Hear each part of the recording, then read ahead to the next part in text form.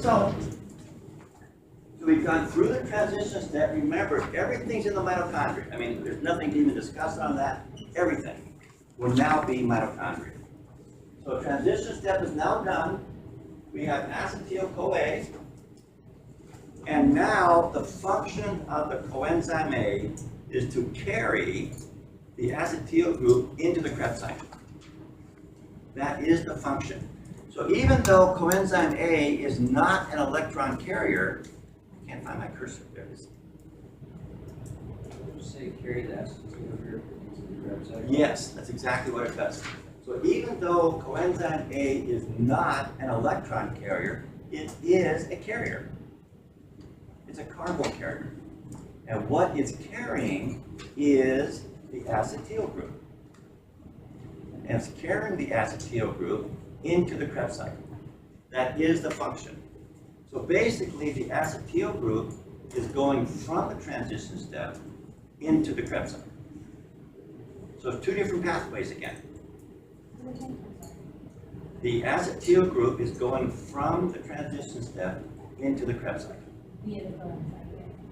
with coenzyme A.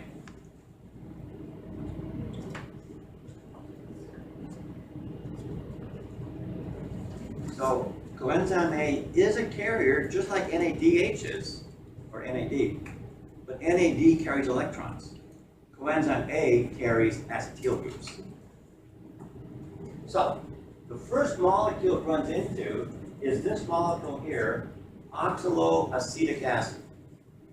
Now, if you prefer, you can just say OAA. That's all right with me. It's like saying ATP. So OAA, but the molecule is oxaloacetic acid. Oxaloacetic acid up here. There are three things you need to know. First off, the name. So again, oxaloacetic acid, or OAA. Second, it's got 4 carbons. We're back to that again, counting carbons. And third, it is going to receive the 2-carbon acetyl group. So OAA is the first molecule of the Krebs cycle. The first molecule of the Krebs cycle, and it will receive the acetyl group.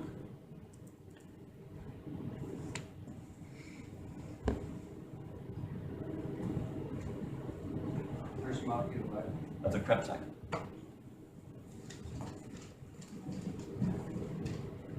So it will receive the acetyl group, and let me digress just for a second, because there's two things going on here now. First off, the coenzyme A. Coenzyme A brings in the acetyl group, drops it off. Notice over here, coenzyme A is just going off by itself. It no longer has the acetyl. Now where it's going to go is back up here. It's going to go back up here where we first saw it. In other words, it is a true cargo carrier. It's like a truck. It picks up the cargo, takes it somewhere, drops it off, goes back to the beginning, picks up another cargo, drops it off. So it's going in a circle. It's going in a circle. Coenzyme A picks up the acetyl, brings it into the Krebs cycle, drops it off. Coenzyme A goes back, gets another one. It is a cargo carrier. And the cargo is the acetyl group, and it's being carried into the Krebs cycle. So that's one part of this. Coenzyme A picking up the acetyl, dropping it off, picking up another one, dropping it off.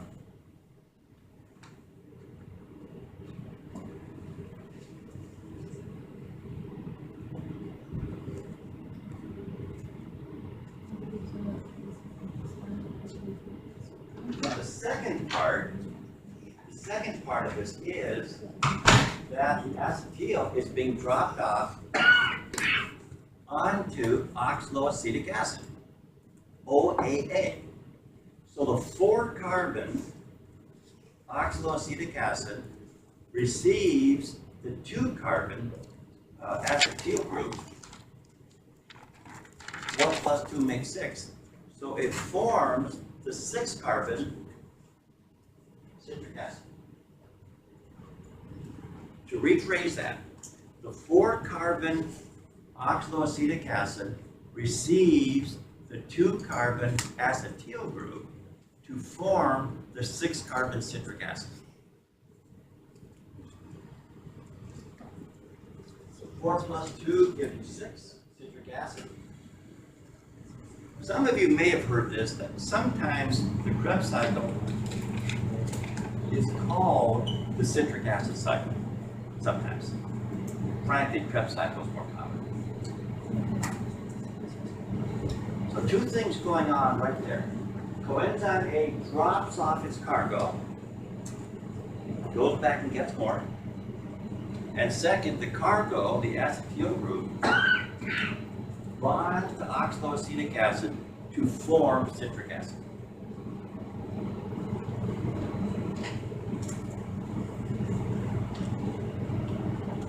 Now, any questions on that? Is that okay? Okay, the rest of it will be a lot better because I'm no longer going to go reaction by reaction. But I will say, as skipping down several steps down here, right around 5 o'clock, there goes another carbon dioxide, right there. And at 6 o'clock, there goes the last carbon dioxide. Now remember, this whole Krebs cycle thing started when we added the acetyl group. We've added 2 carbons. And now there goes one, there goes one. Those 2 remaining carbons have both been converted into carbon dioxide, and again we exhale. So all you need to know about that is the original pyruvic acid has 3 carbons. One of the 3 gets released in the transition step as carbon dioxide, and the other 2 get released down here in the Krebs cycle. That's all you need to know. 1 carbon dioxide comes out in the transition step, the other 2 come out in the Krebs cycle. You don't have to show me where, you don't have to know the structures.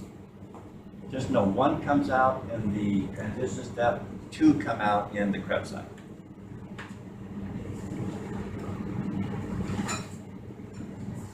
And then the whole thing just continues on around until it gets back to oxaloacetic acid, and then it can start all over again. That's why it's a cycle. Now the second part of all this refers to all the coenzymes. There's a bunch of coenzymes here. Starting off here with NADP, nicotine adenine dinucleotide phosphate. And again, like before, you can just use NADP, that's fine. So once again,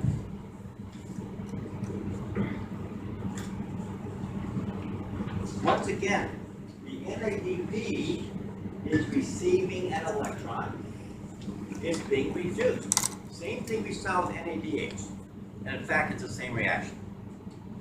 So NADPH will form somewhere else, some later time, 3 ATPs. Down here is NAD being reduced.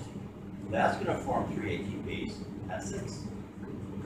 Over here, GDP, that's guanine, guanine diphosphate, is going to form guanine triphosphate.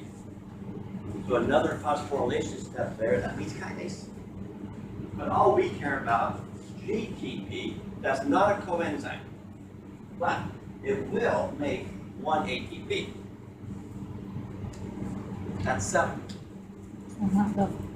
Up here, another coenzyme yet, FADH, flavin adenine dinucleotide. All of these are electron-carrying coenzymes. In fact, they all have been, except for coenzyme A. FADH only makes 2 ATPs. NADH made 3. NADPH made 3. FADH only makes 2.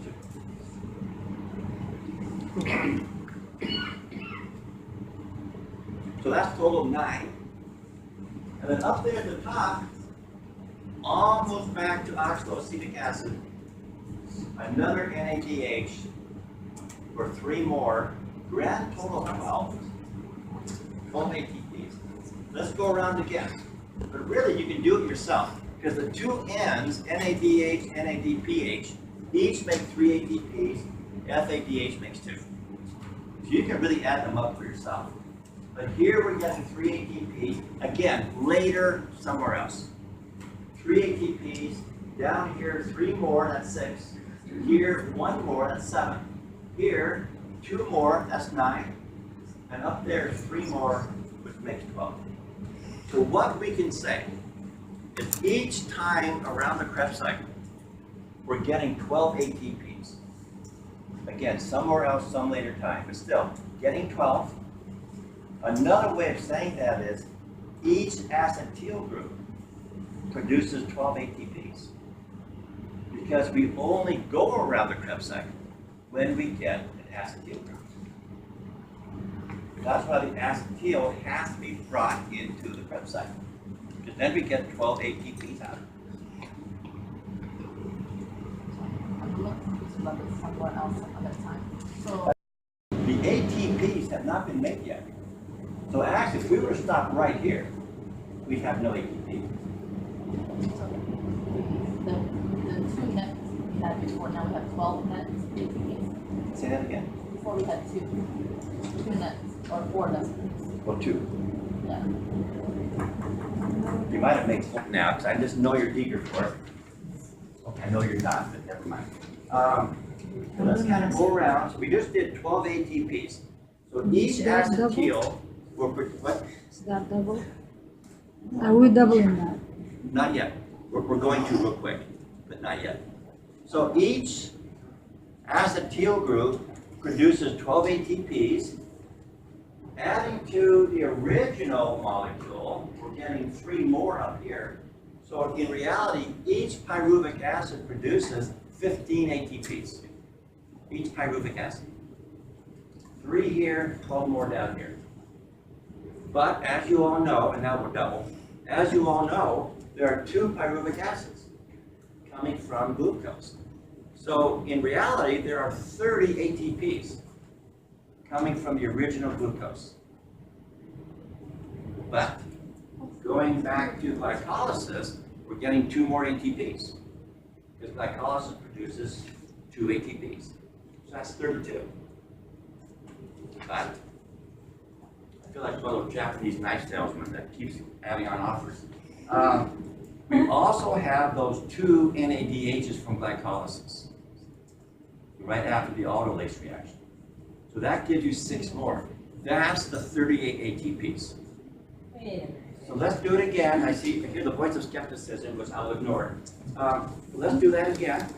Remember, each time around the Krebs cycle, meaning 1 acetyl group, that's 12 ATPs, plus 3 more up here from the original pyruvic acid. So pyruvic acid itself produces 15 ATPs. 3 in the transition step, 12 more in the Krebs cycle. So 15 total. But as you know, everything's been doubled. So there are 2 pyruvic acids, each producing 15. So therefore, 30 ATPs from the 2 pyruvic acids coming from glucose. That's just here in the transition step and the Krebs cycle. 30 ATPs. But of course, glycolysis itself produced 2 ATPs. That gave us 32.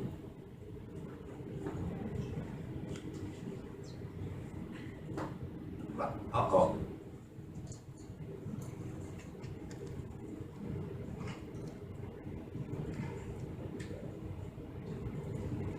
And then over here is where we first saw NADH.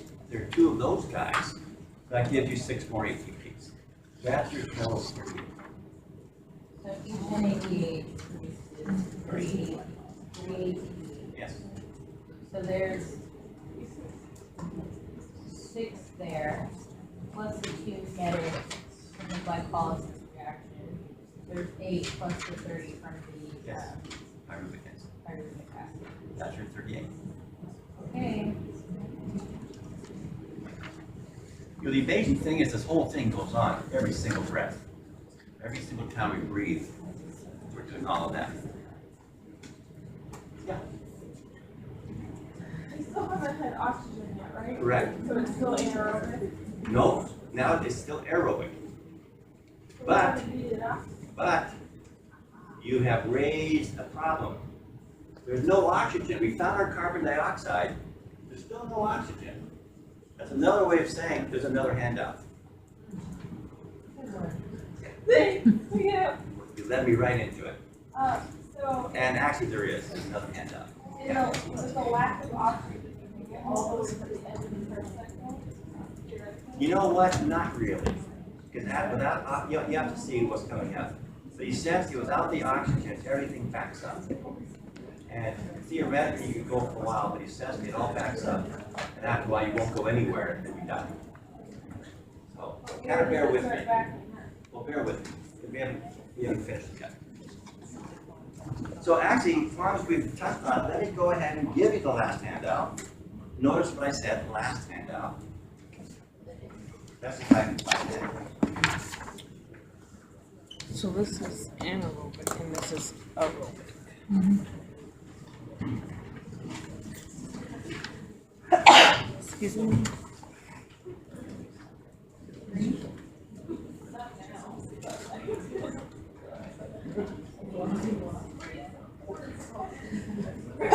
Excuse me.